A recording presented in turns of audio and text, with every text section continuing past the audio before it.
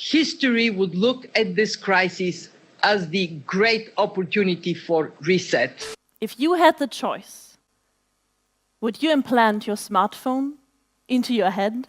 So the basic Adhar mechanism is an identity mechanism. And so it's too bad if somebody thinks that because Adhar is there, that in and of itself creates a privacy problem. Although vaccines and identity may seem unrelated, Bill Gates has spent the last few years funding research that can bring the two ideas together. The very idea of human being some sort of natural concept is really going to change.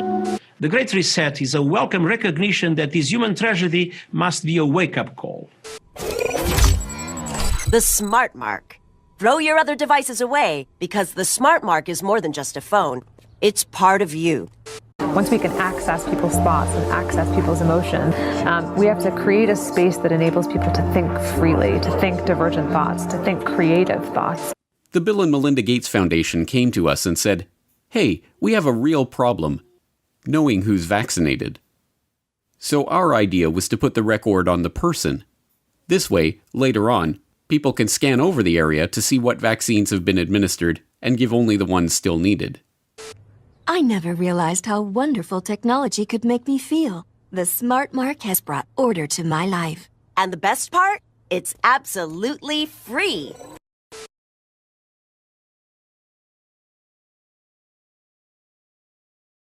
The alt media has been on top of this for a while. I know I've had people kind of tweeting this at me for a long time. But this was, I think, kind of its big coming out party with bells and whistles and music and fanfare. The United Nations launches their 2030 Agenda Blueprint for a United World. And we'll take this from Activist Post.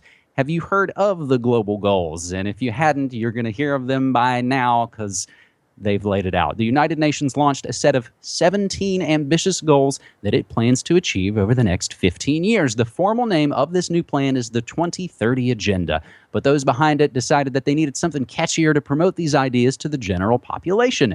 The UN has stated that these new global goals represent a new universal agenda for humanity. Virtually every nation on the planet has willingly signed on to this new agenda, and you're going to participate whether you like it or not. Some of the biggest stars in the entire world have been recruited to promote the global goals. There's a great cult video with lots of celebs you can wash your brain with, but there was also the Global Citizen Festival held in Central Park in New York this last Saturday, where some of the biggest names in the music industry promoted these new global goals.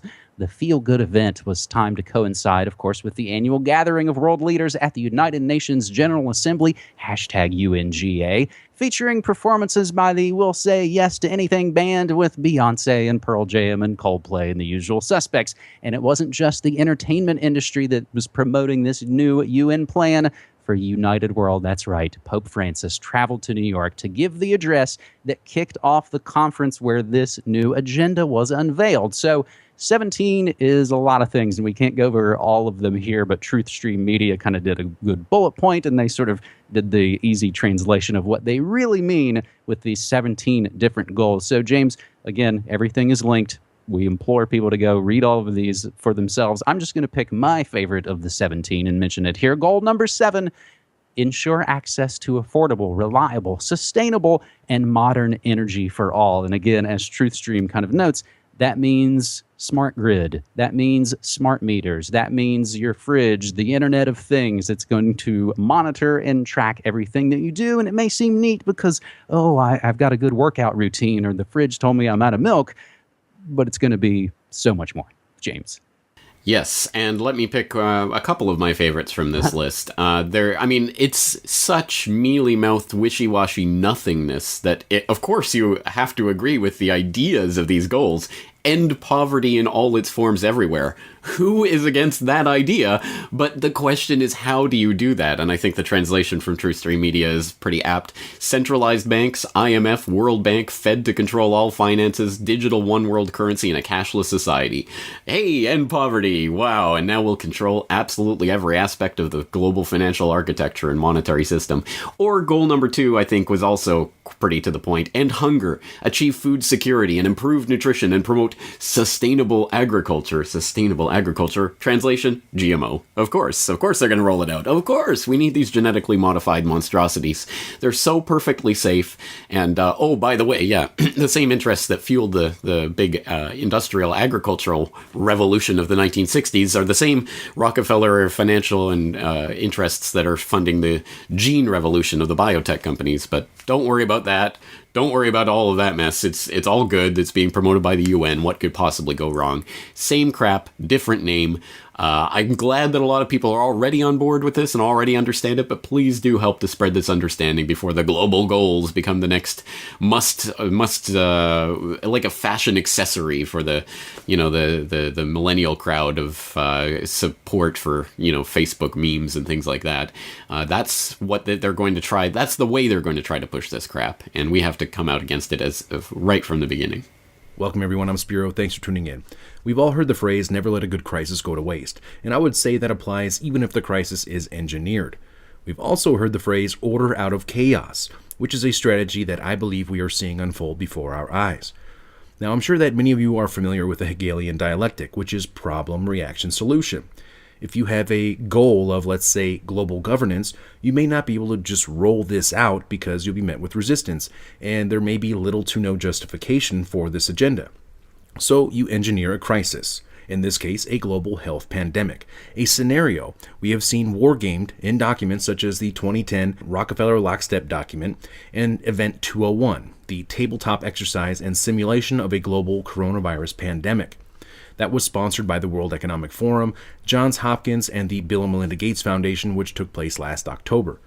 This crisis, which I believe to be engineered, produces a desired response, a controlled demolition of the global economy, wiping out the middle class, creating more dependency upon the government in the form of stimulus money and bailouts, which essentially equate to ownership. We experienced the authoritarian lockdowns, which was the conclusion of the Rockefeller Lockstep document on how to mitigate this crisis.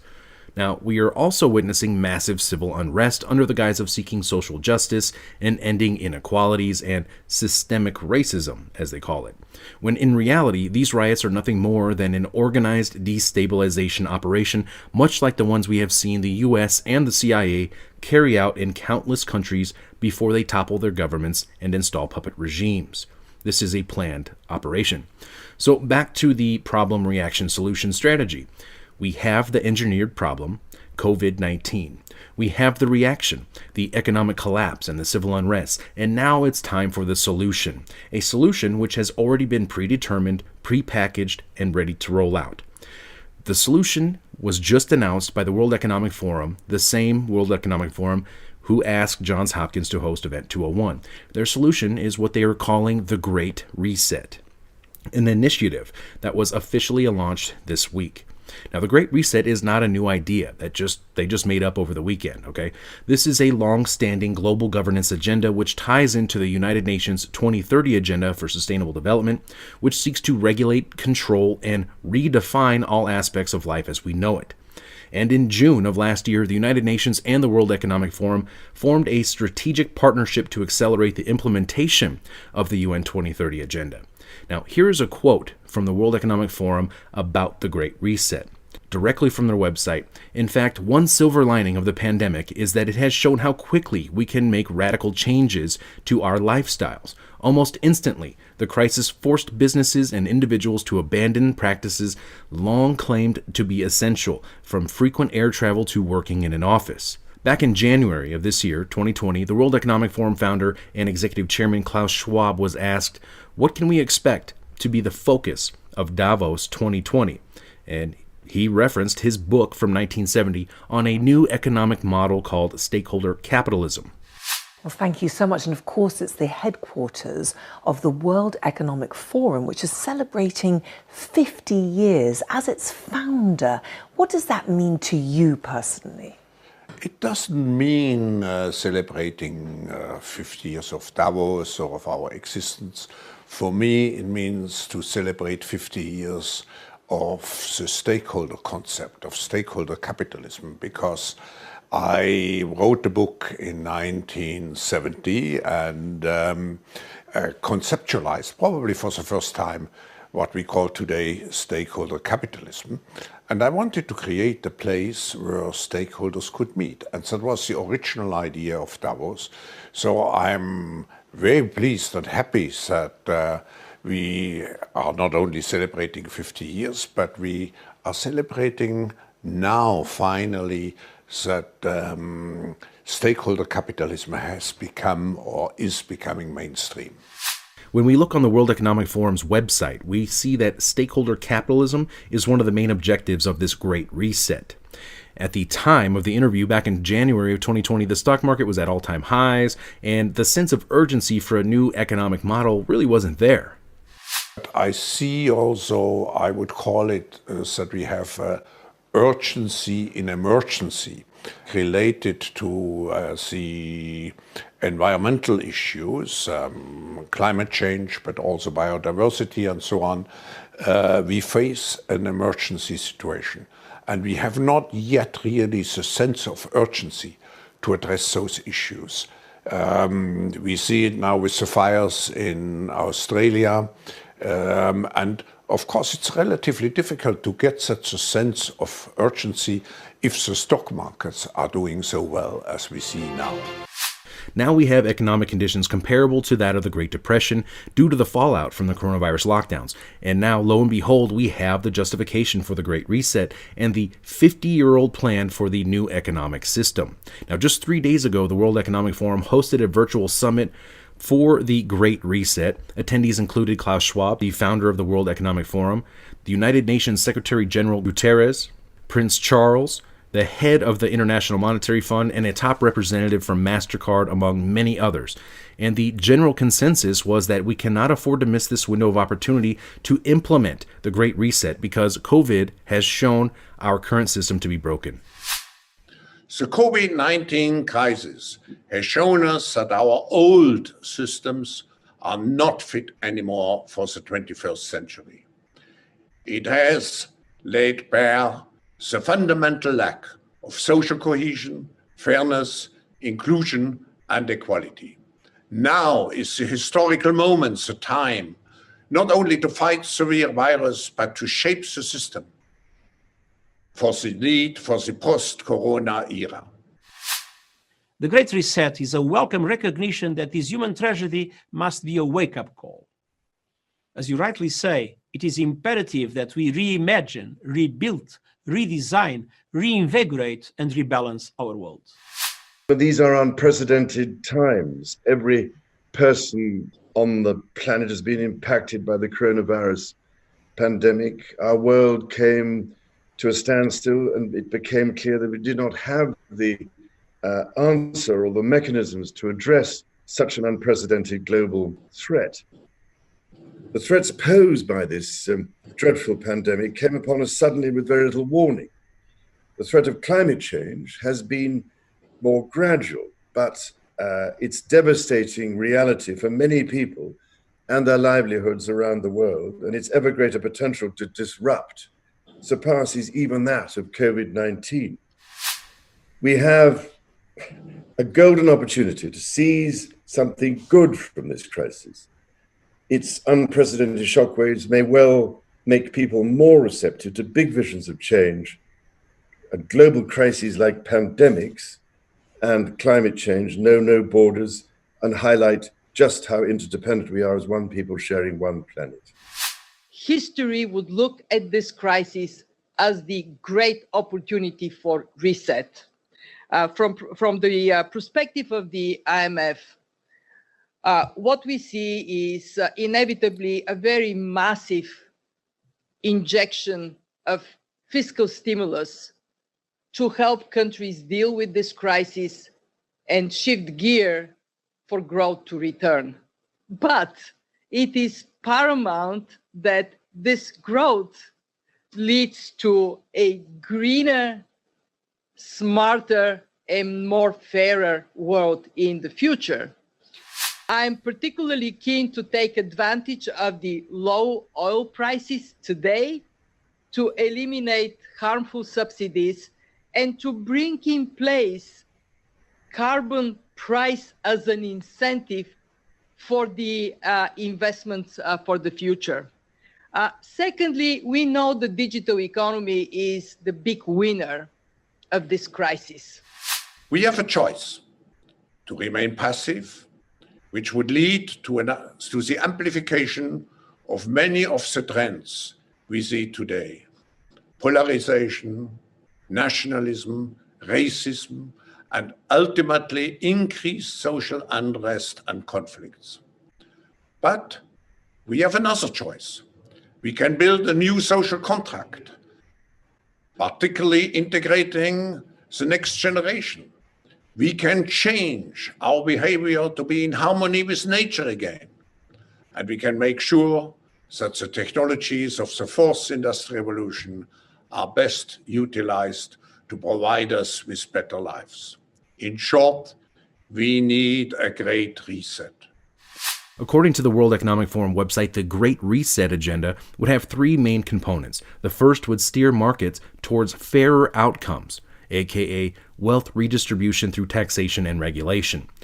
The second component of the Great Reset agenda would ensure that investments advance shared goals, such as equality and sustainability, aka there will be global standards regulated by task forces to control every aspect of your life through regulation and ensure compliance to the 2030 agenda. The third and final priority of the Great Reset agenda is to harness the innovations of the Fourth Industrial Revolution to support the public good, especially by addressing health and social challenges, aka this is the transhumanist agenda to merge man with machine and enforce compliance with global governance initiatives laid out by the UN's 2030 agenda. Now, this might be a good time to note that 14 of the 17 Sustainable Development Goals include vaccination. I'm not going to talk about mandatory policy and where I stand on that point. It may well come up later, kind of hoping it does in the questions, because then I'll share with you my rather one-sided opinion on that. So what could be a better return on investment, Rob? What could we invest our resources in if we're not going to tackle hesitancy? If hesitancy is not to blame, how are we going to deal with this in the future? Well, I would argue that now is the time when we need a shift in perspective. Immunization is a best buy. 14 of 17 SDGs are addressed through immunization. And when we talk about universal health coverage, we talk about primary health care, we talk about health security. Without immunization, there's none of that. I want to focus on the third aspect of the Great Reset, the implementation of the Fourth Industrial Revolution, which Schwab has also written a book about, and is a long-standing transhumanist agenda which seeks to merge man with machine and artificial intelligence, something that Elon Musk is already working on with his Neuralink project. Now, I'm going to play a series of clips from a World Economic Forum video published about 3 years ago talking about the Fourth Industrial Revolution. I will be commenting about these clips as we go.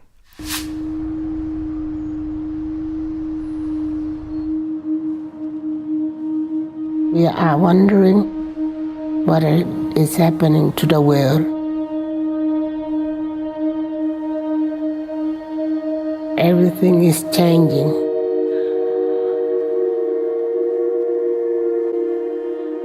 The very idea of human being some sort of natural concept is really going to change. Our bodies will be so high-tech we won't be able to really distinguish between what's natural and what's artificial. This is profound. She said the very idea of human beings being some sort of a natural concept is going to change, and that our bodies are going to be so high-tech we will not be able to distinguish between what's natural and what's artificial. This is the merger of man and machine. This is the transhumanist agenda. This is the World Economic Forum's official video from their own YouTube channel.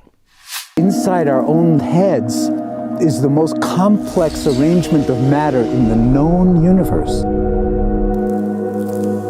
You might ask yourself, can we get to be superhumans?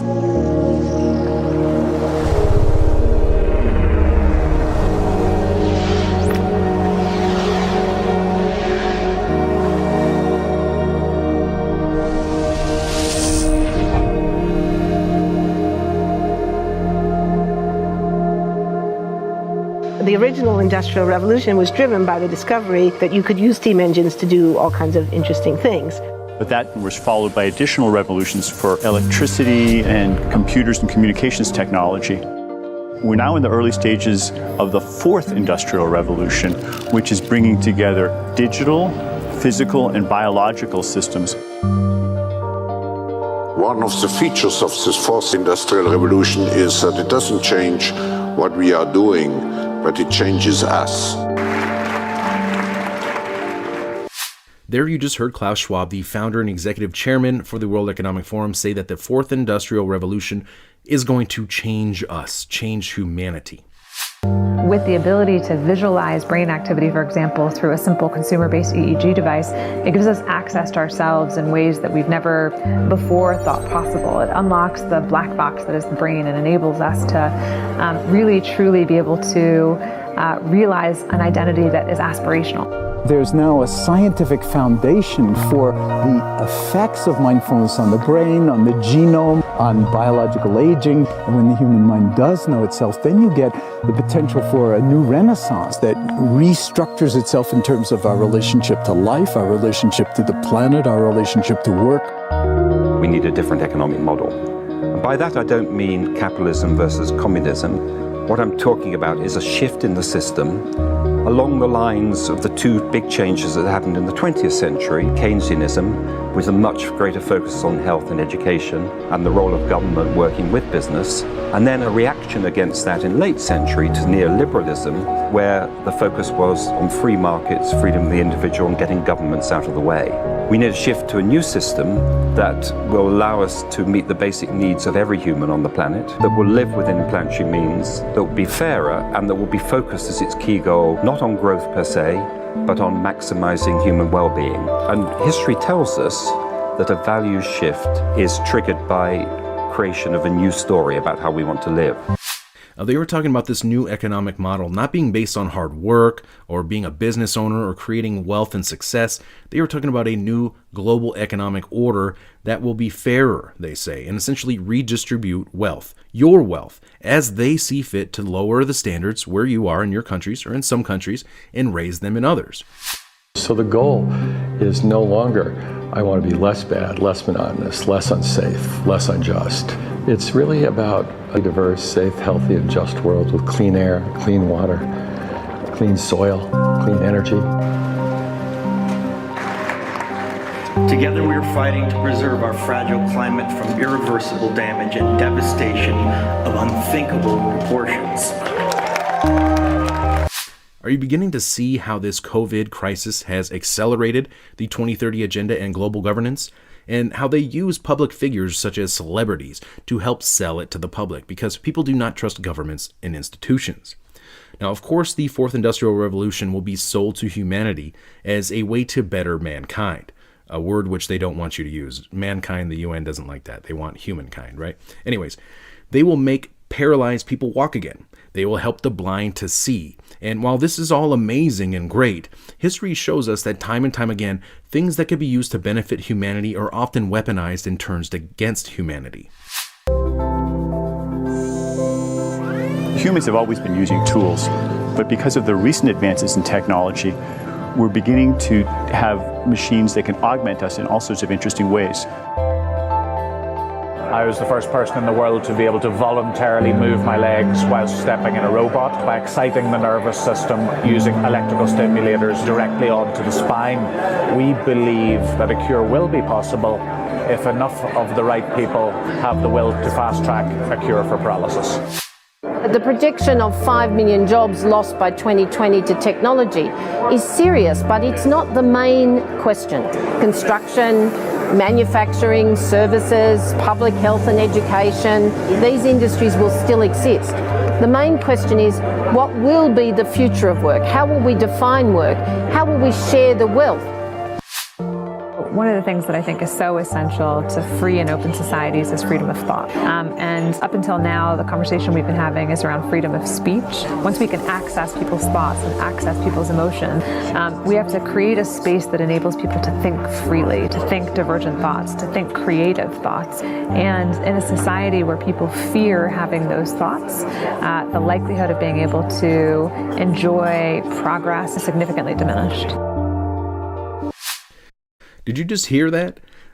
She said right now the discussion has been around free speech, but basically once we get that out of the way, once we get access to people's thoughts and once we get access to people's emotions, we need to create a framework for people to think in so people aren't scared and so people are safe. This is absolutely terrifying. Talk about thought police.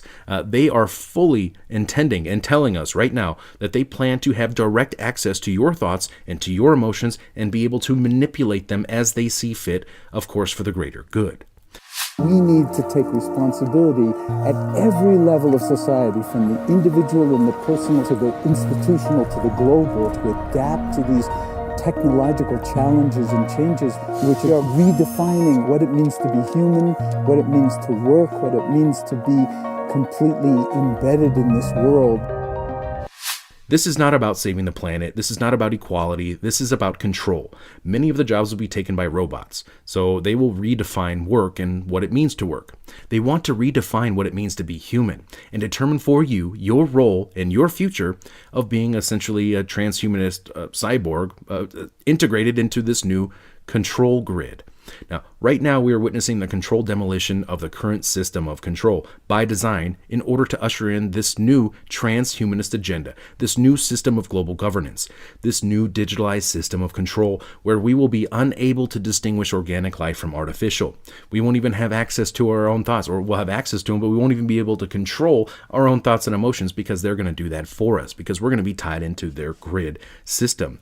Now, the current system was never meant to last forever. It was meant to last only long enough to enslave humanity through debt and until technology caught up to the technocrats' envisioned future. And now it's here. Now, do you think that the central banks would take responsibility for the collapse of the current system? Do you think that the governments would take responsibility? No. The virus is here to take the fall. The virus will be the excuse to burn down this old system, as we're seeing happen right now, and out of the ashes, this new system will rise. You think that it's just a coincidence that the central banks just so happen to have their new digitalized currencies ready to go? They've already been rebuilding the global infrastructure for years to facilitate this new digital financial system, this new digital financial system of control, which is about to be rolled out on all of us right now. At the same time, they are rolling out the digital immunity passports, and that the UN's digital identity plan is being rolled out and worked on right now, which is being funded and rolled out by Bill Gates. There's so much more. I could continue to go on, but for now, I'm going to have to cut it here. Global governance is at our doorstep. It's being rolled out under the justification of this COVID-1984 crisis. And at the end of the day, we the people do not have a say in our future, according to them. We don't even get a vote, according to them. These technocrats are deciding the future of humanity for us right now. And guess what? The future of humanity isn't human at all. The vision of the future offered by the proponents of this next-generation cellular technology is one in which every object that you own will be a smart object, communicating data about you, your movements, and your activities in real time via the ultra-fast 5G network. From the grandiose, self-driving cars and remote surgery, to the mundane, garbage cans that let garbage trucks know when they're full, everything around us will be constantly broadcasting information through the Internet of Things if the 5G boosters get their way. But beyond the glossy sci-fi fantasy presented in the slick advertisements for this smart world of the future is a creepy and unsettling glimpse into a technological dystopia. One in which social experiences are shared by strapping VR goggles to your face, and interaction with humans is reduced as much as possible in favor of interaction with machines, gadgets, and personal assistants that are there to cater to your every whim, for a price. And, as some are only now starting to realize, the price that one pays for this world of robotic comfort and convenience is control. Control over our data, control over our security, and control over our lives. Welcome everyone, I'm Spiro. Thanks for tuning in, and congratulations, because if you are watching this video, that means you have officially survived the first half of 2020. And something tells me that the second half of this year is going to be just as crazy, if not more crazy, than the first half was. Now, in this report, I wanted to share with you a glimpse of what the not-too-distant future may look like. Now, yes, some of this information will be speculation, but it's speculation projecting forward based on the facts that we have today. Now, I'd like to start off by sharing a couple-minute segment from a popular children's TV show on Netflix called Stretch Armstrong. Now, in my view, this clip is one of the most accurate depictions of a future we may be faced with as reality sooner than we might think. Charter City is stunned by the sudden rollout of Rook Unlimited's most fantastic device ever. The Smart Mark. Throw your other devices away, because the Smart Mark is more than just a phone. It's part of you. I never realized how wonderful technology could make me feel. The Smart Mark has brought order to my life. And the best part? It's absolutely free. A gift of thanks to our city from Rook Unlimited. 23% of the population has been given the Smart Mark, number 1. Time to test our system, number 6. The Flex Fighters are out there somewhere. Teaming up with Jonathan Rook. Let's put our new recruits to work, subtly.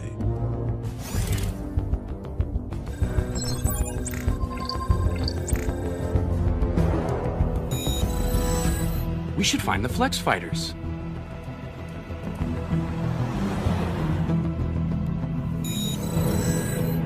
I ought to find the Flex Fighters. We should find the Flex Fighters. We should find the Flex Fighters.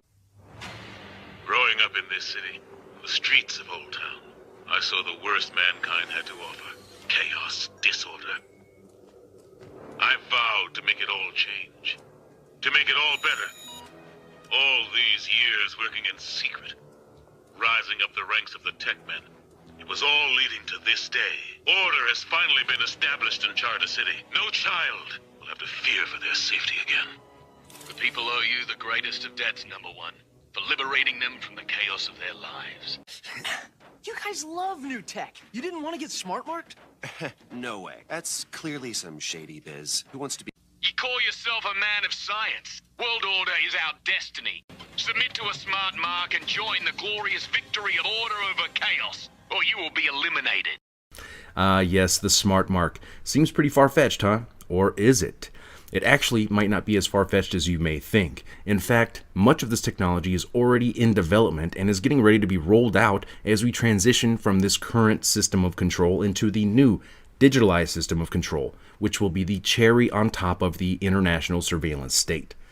Now, this new digitalized system of control was highlighted in my recent report about the World Economic Forum's Great Reset, which incorporates the Fourth Industrial Revolution. So the Netflix kids show Stretch Armstrong starts off with what is essentially a digital tattoo.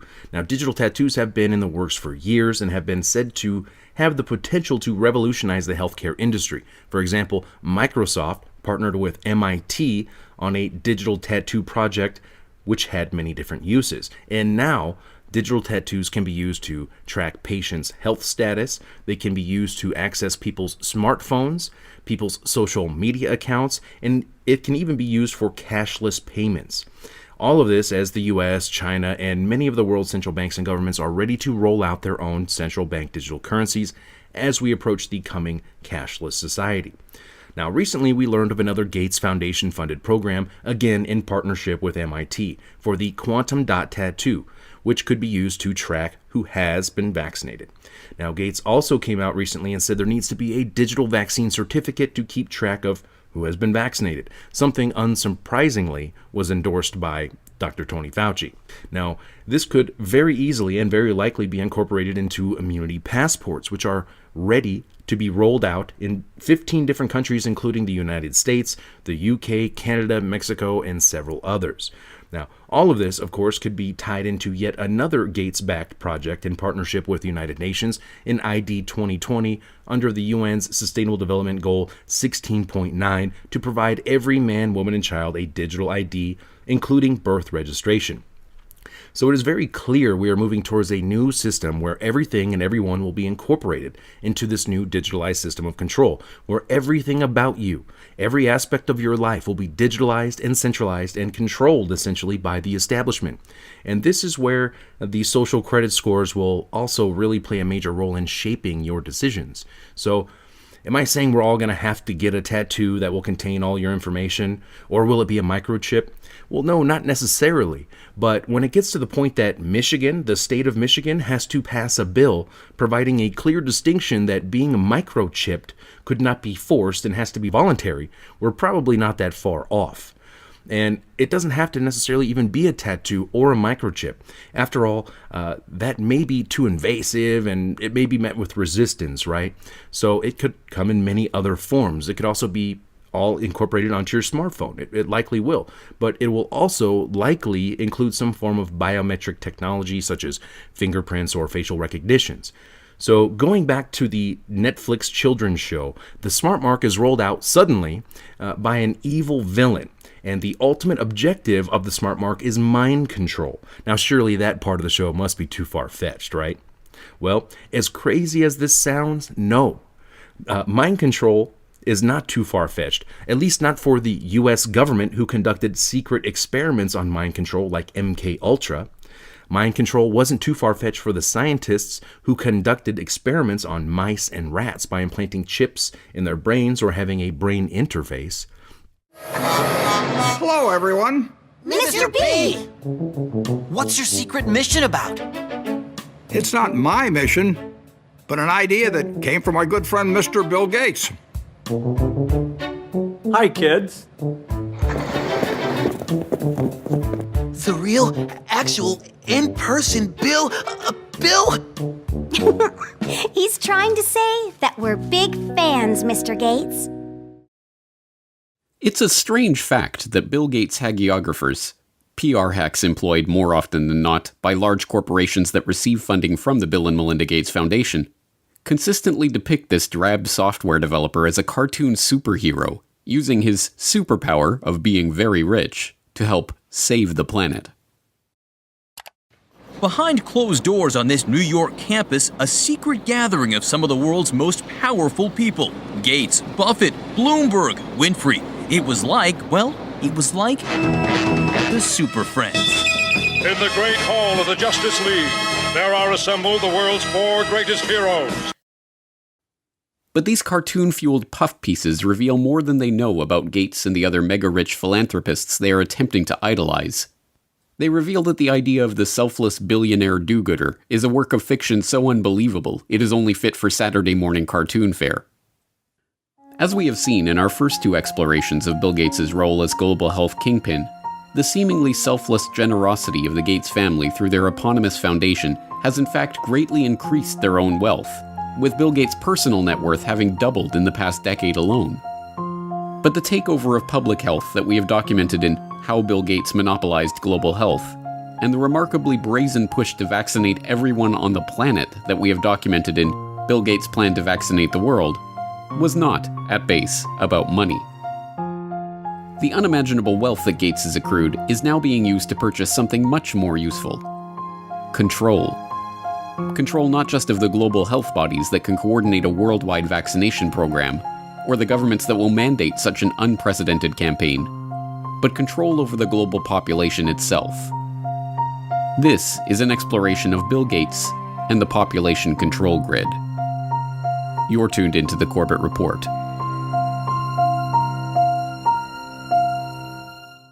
From a journalistic standpoint, Good Morning America's inane report on the secretive billionaire meeting that took place in New York in 2009 was a failure. It listed some of the meeting's attendees and their combined net worth. Gates, Buffett, Bloomberg, Winfrey, together with others at the meeting, including George Soros, Ted Turner, David Rockefeller, they're worth more than $125 billion. It turned to the senior editor of Forbes for a soundbite about what it would be like to witness such an assembly of wealth. To have been in the room and see this meeting of the minds really would have been a fascinating thing. And it dutifully reported the participants' own stated reason for holding the meeting. That much money, that much power around one table. It begs the question, what were they doing? What were they scheming? Total world domination? This group, together for 6 hours, was talking about charity, education, emergency relief, global health. Before wrapping up with another juvenile appeal to comic book superhero lore. The new Superman and Wonder Woman. The super rich friends. Not fighting bad guys, but fighting for good nonetheless. For Good Morning America, John Berman, ABC News. Yes, from a journalistic standpoint, Berman's report was an utter failure. There was no attempt to question the participants about the meeting. No space for any criticism of these billionaires or questions about their motives. No adversarial journalism of any kind. But as a PR piece, it was brilliant. It leaves the viewer with a vague sense that some kind of gathering took place somewhere in New York in which rich people, who, let's not forget, are superheroes, talked about charity. One would have to turn to print sources to discover that the meeting was held at the personal residence of Sir Paul Nurse, then president of Rockefeller University, that the invitation to the gathering was co-written by Bill Gates, Warren Buffett, and David Rockefeller, or that the aim of the meeting was to consider how their wealth could be used to slow the growth of the world's population. Given that these extraordinarily rich and powerful men, including Warren Buffett, David Rockefeller, and Ted Turner, have all expressed their belief that the growing human population is the greatest threat faced by humanity, it should not be surprising that they would convene a conference to discuss how best to channel their vast wealth into the project of reducing the number of people on the planet. Particularly unsurprising is that attendees of the meeting later dubbed Bill Gates, a man for whom population control is particularly close to his heart, as the most impressive speaker at the event. Here we can see a chart that looks at the total world population over the last several hundred years. And at first glance, this is a bit scary. We go from less than 1 billion in 1800, and then 3, 4, 5, 6, and 7.4 billion where we are today is happening even faster. So Melinda and I wondered whether providing new medicines and keeping children alive, would that create more of a population problem? And what the developing world does not need is more children. And I think that was the biggest aha to Bill and me when we got into this work, is we asked ourselves, of course, the same hard-nosed question you'd ask, which is, if you get into this work and you start to save these children, will women just keep overpopulating the world? And thank goodness the converse is absolutely true. This is a very important question to get right, because it was absolutely key for me. When our foundation first started up, it was focused on reproductive health. That was the main thing we did, because I thought, population growth in poor countries is the biggest problem they face. You've got to help mothers who want to limit family size have the tools and education to do that. And I thought that's the only thing that really counts. In recent years, critics have pointed to Bill Gates' own words linking vaccination programs with his goal of reducing population growth. Now, the world today has 6.8 billion people. That's headed up to about 9 billion. Now, if we do a really great job on new vaccines, healthcare, reproductive health services, we could lower that by perhaps 10 or 15%. $10 billion over the next 10 years to make it the year of the vaccines. What does that mean exactly? Well, over this decade, we believe unbelievable progress can be made, both inventing new vaccines and making sure they get out to all the children who need them. We could cut the number of children who die every year from about 9 million to half of that if we have success on it. And the benefits there in terms of reducing sickness, reducing the population growth, it really allows the society a chance to take care of itself once you've made that intervention. But as any number of fact-checking websites, not to mention Bill Gates himself, are quick to point out, this doesn't mean what it sounds like it means. What we found out is that as health improves, families choose to have less children. The truth is that when people's lives improve, when children survive, for instance, or when girls go to school, people start making decisions based on the expectation that their children will live and thrive. The result is smaller families and slower population growth. I came across articles that showed that the key thing you can do to reduce population growth is actually improve health. And that sounds paradoxical. You think, okay, better health means more kids, not less kids. Well, in fact, what parents are doing is they're trying to have 2 kids survive to adulthood to take care of them. And so the more disease burden there is, the more kids they have to have that high probability. So there's a perfect correlation that as you improve health, within a half generation, the population growth rate goes down. Yes, the Gates' stated plan is to reduce population growth by improving health. But the idea of using vaccines as sterilization agents, even without the public's knowledge or consent, is not conspiracy lore, but documentable fact. In its 1968 annual report, the Rockefeller Foundation addressed the problems of population, lamenting that very little work is in progress on immunological methods, such as vaccines, to reduce fertility, and much more research is required if a solution is to be found here. The Foundation vowed to correct this problem by funding established and beginning investigators to turn their attention to aspects of research in reproductive biology that have implications for human fertility and its control. This was no empty promise. By the time of its 1988 annual report, the Rockefeller Foundation was able to report progress on its funding into contraceptive research, including Norplant, a contraceptive implanted under the skin of a woman's upper arm and effective for 5 years. In its 1988 report, the Rockefeller Foundation was pleased to announce that Norplant, which was developed by the Rockefeller-founded Population Council, was now approved for marketing in 12 countries. The Rockefeller's Population Council and other research organizations joined with the World Health Organization in 1972 to create a task force on vaccines for fertility regulation. By 1995, they were able to report progress in developing a prototype of an anti-HCG vaccine, which works by combining an immunogen formed from a synthetic peptide of human chorionic gonadotrophin, HCG, a hormone secreted by the surface of the early embryo to remain implanted in the womb, with a toxoid carrier molecule. The vaccine stimulates an immune reaction, causing women to develop antibodies against the hormone, thus preventing them from carrying babies to term. But beginning in the 1990s, a series of scandals over WHO-led vaccination programs in the Third World led to allegations that tetanus vaccines in places like the Philippines and Kenya were being laced with HCG in order to implement population control by stealth. The controversy generated by these stories led global institutions to step back from the campaign to champion population control by vaccine.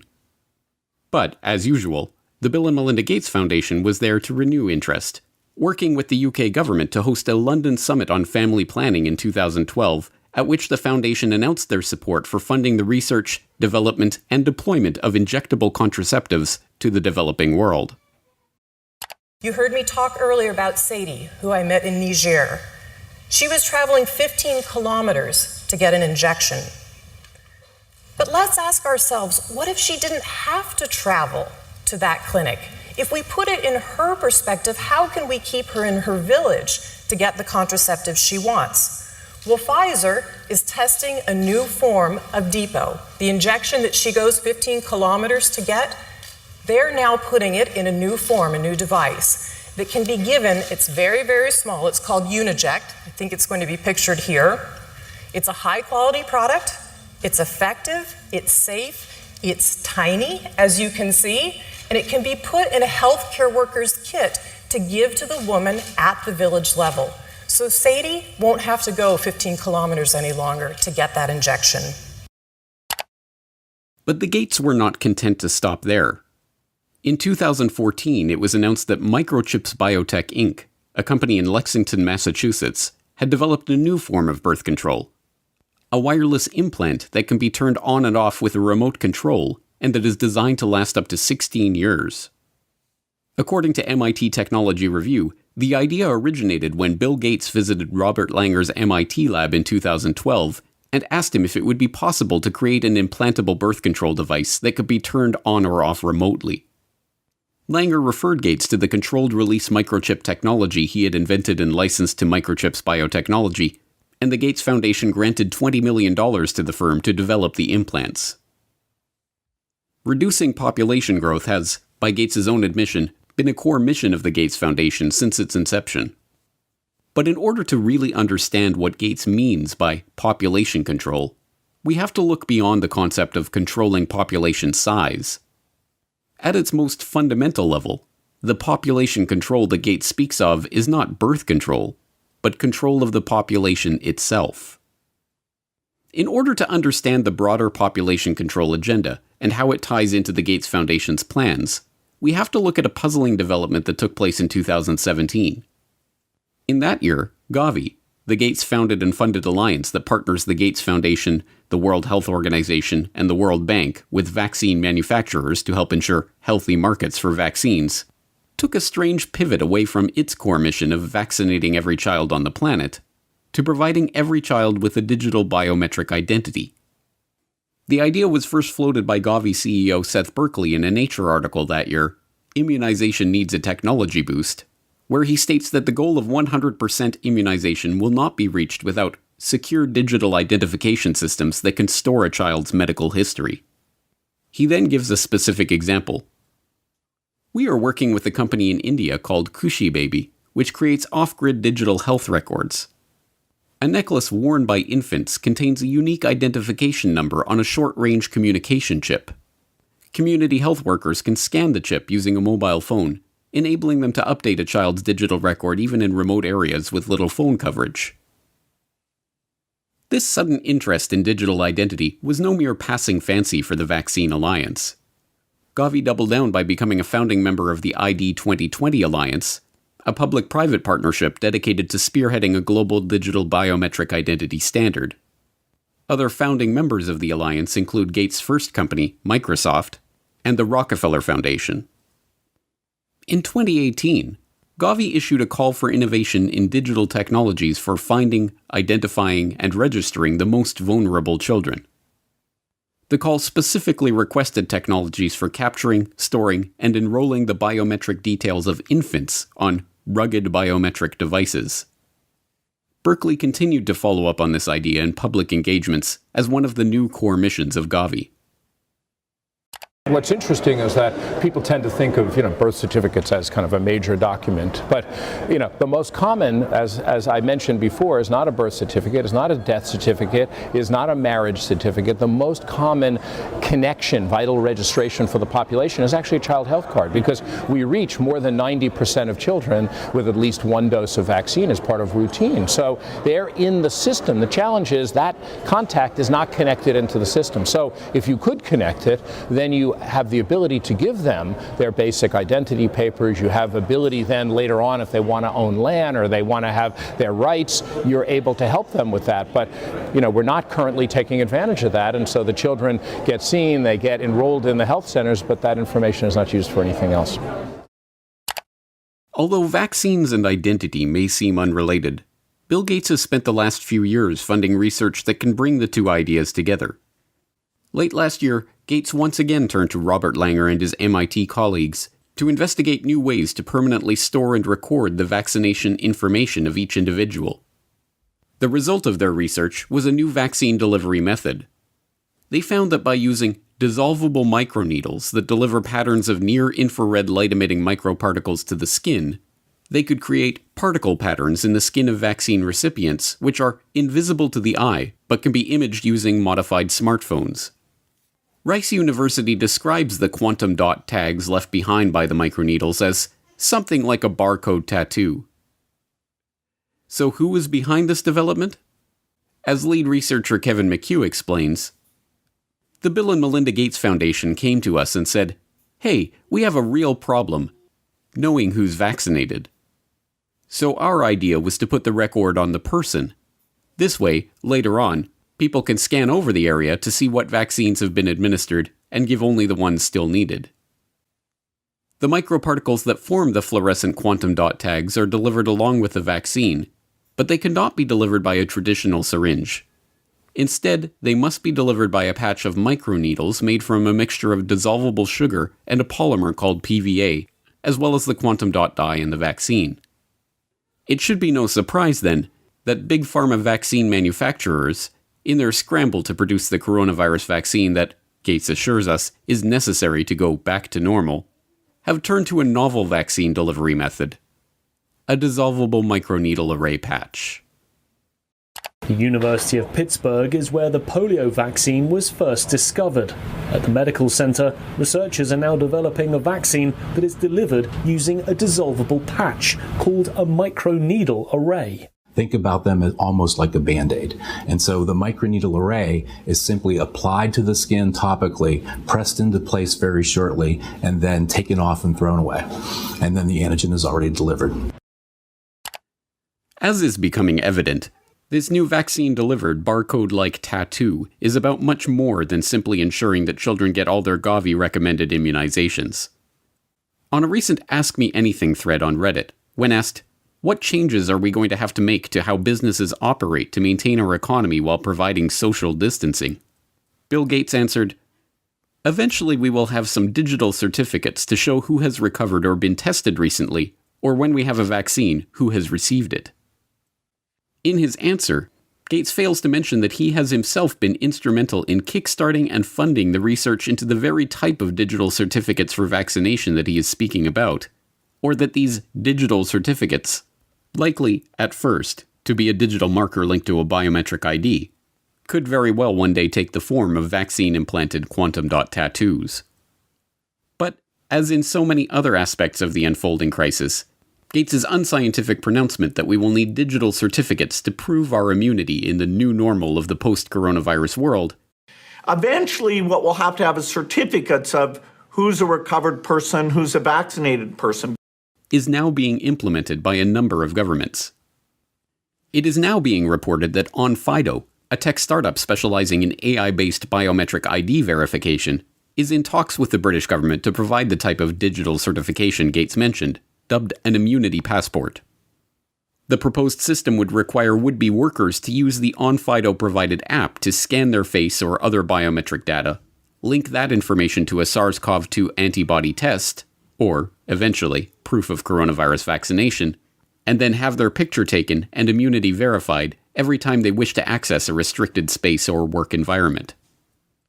Last month, OnFido announced that it had raised $50 million in a round of investments led by Bill Gates' old company, Microsoft. But this is not Gates' first experience with the field of biometric identity. A decade ago, the government of India began what has been called the largest social experiment on Earth, enrolling over 1 billion people in the largest biometric identification database ever constructed. The project, involving iris scanning and fingerprinting the entirety of the Indian population, recording their biometric details in a centralized database, and issuing them a 12-digit identity number that could be used to prove residence and access government services, all within the span of a few years, presented an incredible societal, legal, and technological challenge. It's no surprise, then, that the person who was brought in as the chief architect of the Aadhaar project when it was launched, Nandan Nilekani, co-founder of Indian multinational Infosys, is also a longtime friend of Bill Gates and a partner with Bill and Melinda Gates on a philanthropic venture called Co-Impact, which supports initiatives to address major social challenges at scale. Nilekani's involvement in Aadhaar has even made him one of Gates's heroes, featured in slick video promotions produced by the Bill and Melinda Gates Foundation. My friend, Nandan Nilekani, is one of India's best-known entrepreneurs. He led the creation of the world's largest biometric ID system. Now, he's working to promote his platform to improve the lives of the world's poorest people. There are more than 1 billion people around the world who don't have any kind of ID.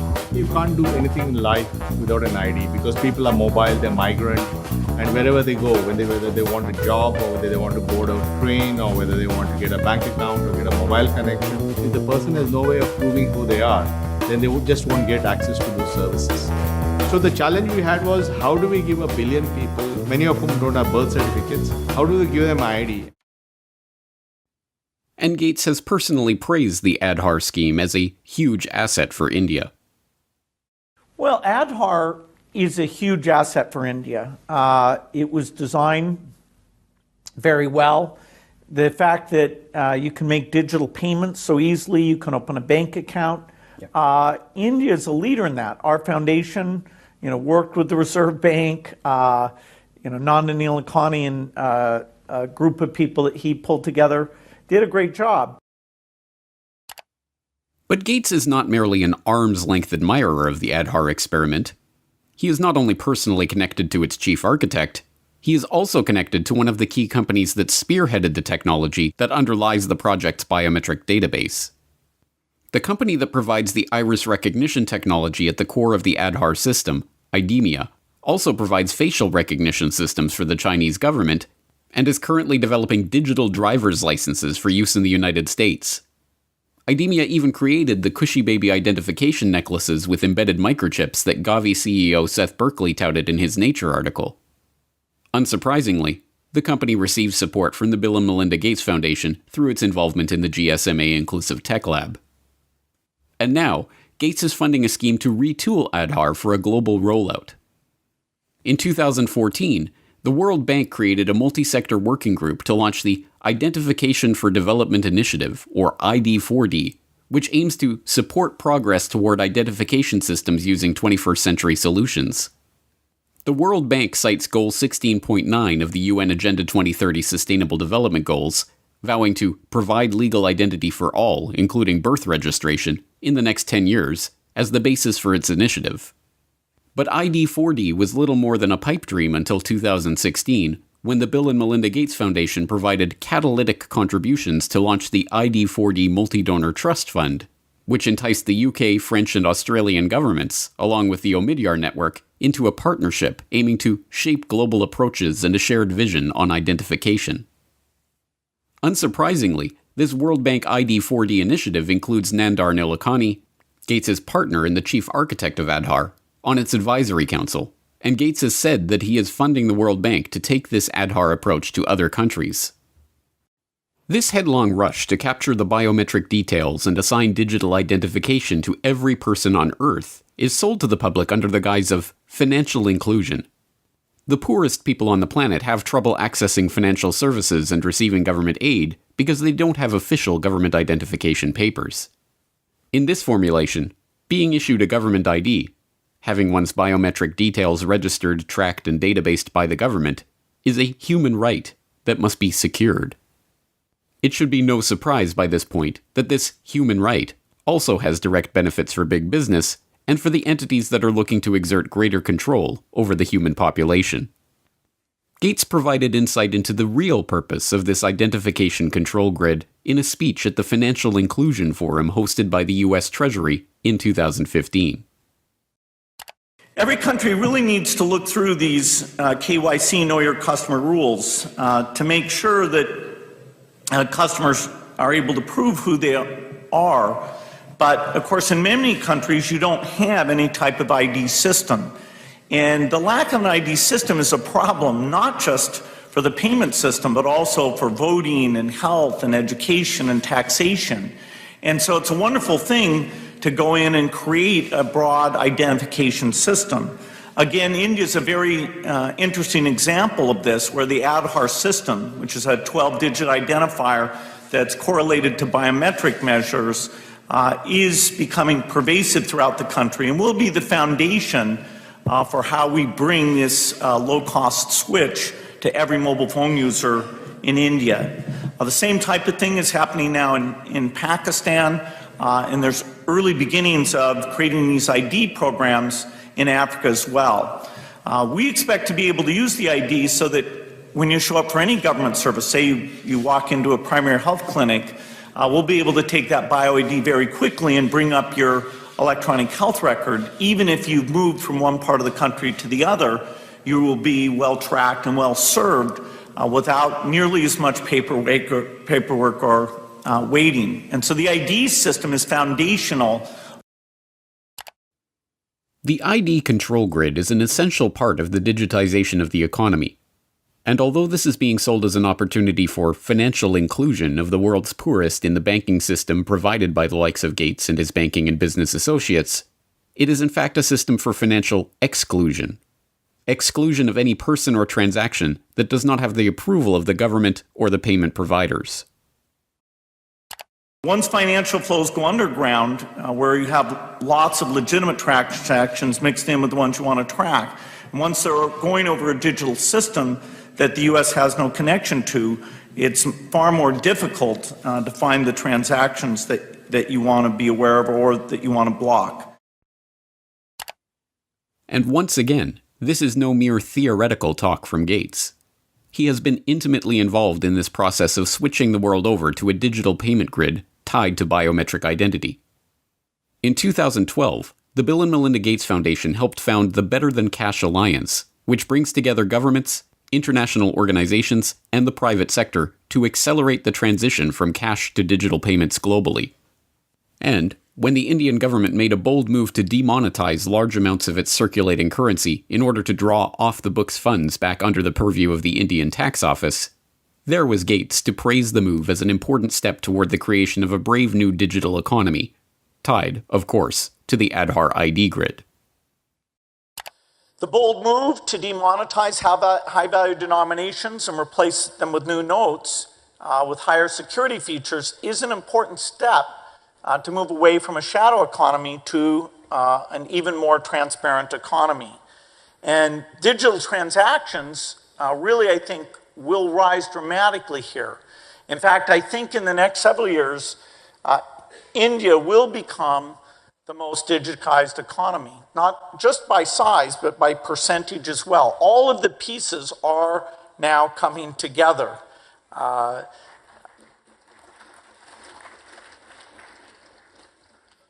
One piece of this that we've enjoyed consulting with the government on making sure it comes together in the right way is the pending rollout of payment banks. This, for the first time, really will mean that you have full currency capability on those digital phones.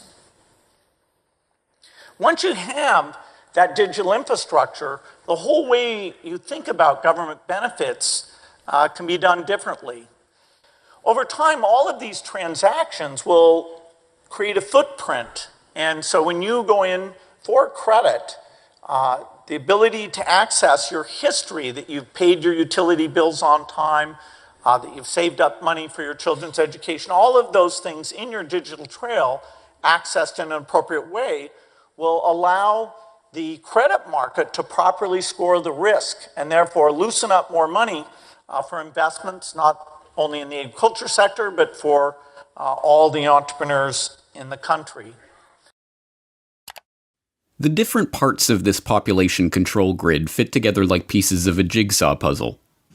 The vaccination drive ties into the biometric identity drive, which ties into the cashless society drive.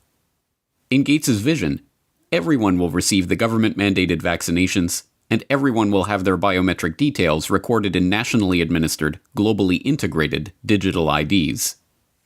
These digital identities will be tied to all of our actions and transactions, and, if and when they are deemed illegal, they will simply be shut off by the government, or even the payment providers themselves.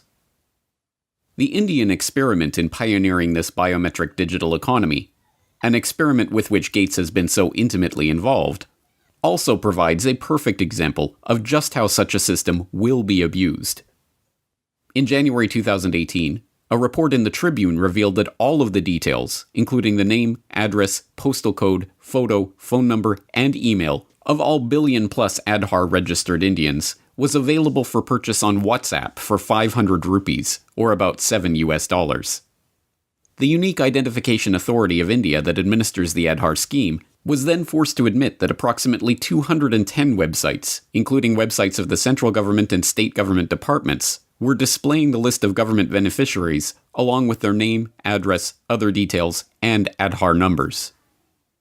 Even more worryingly, newly obtained documents show that the Indian government is integrating Aadhaar collected data to create a 360-degree database that will automatically track when a citizen moves between cities or buys new property, and integrate that data into a real-time geospatial database built by the country's space agency, ISRO. Only the most willfully obtuse could claim to be unable to see the nightmarish implications for this type of all-seeing, all-pervasive society, where every transaction and every movement of every citizen is monitored, analyzed, and databased in real time by the government. And Bill Gates is one of those willfully obtuse people. Current debate that's on in India and globally as well around data. Now, you've been an advocate of Aadhaar. You've supported it, you've defended it. And I think that the questions arise not on whether it's a good idea or not, but whether it should be made mandatory for every citizen, for every service possible, because it was envisaged as people accessing government subsidy using the Aadhaar card to avoid duplication and leakages. The question then is that India today is still grappling with putting in place a privacy framework, a privacy regulation, a data protection regulation. In that context, then, does it make sense, even though the matter is in court today, to link Aadhaar to every possible service? Well, Aadhaar is just something that avoids you pretending to be somebody else. That, you can have, fake people on the government payroll. Mm-hmm. Aadhaar, prevents you being on that payroll as a ghost worker. It prevents you from collecting things that you shouldn't collect or accessing a health record you shouldn't have access to. So the basic Aadhaar mechanism is an identity mechanism. And so it's too bad if somebody thinks that because Aadhaar is there, that in and of itself creates a privacy problem. Gates's response is, of course, disingenuous. The very purpose of a globally integrated ID grid and cashless payment architecture is to remove privacy from our lives. It should be no surprise, then, that this man who is not concerned about the privacy implications of a global, real-time electronic ID and digital payments grid is also a prime investor in EarthNow LLC, a company promising to deploy a large constellation of advanced imaging satellites that will deliver real-time, continuous video of almost anywhere on Earth. No, this Gates-driven agenda is not about money. It is about control. Control over every aspect of our daily lives, from where we go, to who we meet, to what we buy and what we do. The great irony is that this billionaire philanthropist, so often depicted as a cartoon superhero for his dazzling generosity, actually resembles nothing so much as a comic book supervillain, right down to the use of his vast wealth to sponsor Harvard University research into dimming the sun by spraying particles into the stratosphere. But once again, we are driven back to the question, who is this person? What ideology is driving this quest for control? And what is the end goal of this quest? Who is Bill Gates?